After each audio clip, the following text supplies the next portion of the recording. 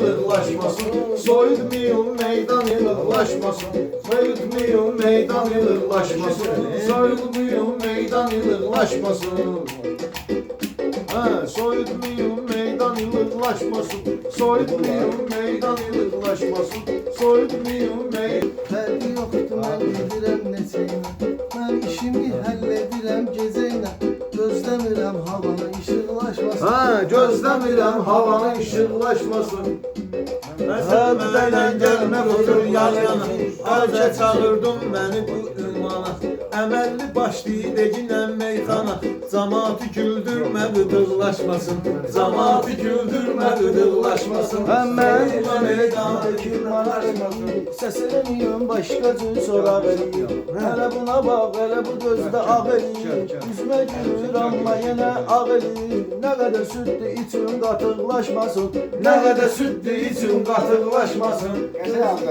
Meydan yığılaşmasın, soyutmayın meydan yığılaşmasın. Dağlar söyleyeyim, mən dediyim bu söhbəti də dinləyim.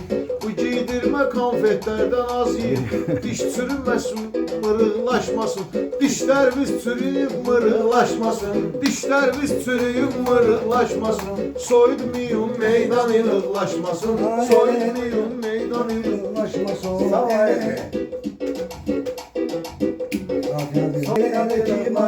Bırakma elden, ayağı verip ayağı bırakma elden. Dostluk eyle çomağı bırakma elden. Kudurmasın kardeş kodurlaşmasın, kudurmasın kardeş kodurlaşmasın. Azərim var sürəsində dəftəri, həmişə deyir ay Orxan bu əzbəri. Mən deyəndə qıcıq tutur Azəri, mən onu sağaldaram qıcıqlaşmasın, mən onu sağaldaram qıcıqlaşmasın. Lazım olan soruşmam özümden, gelmediğimden çok yolumdan izinle. Söz aldım denizde sen gözümden, elə ki gəmin görüb düşməsin. Düşməsin. Elə ki şair mənim gözümdə, sən gəmin kiçilib qayıqlaşmasın. Kiçilməsin gəmin qayıqlaşmasın.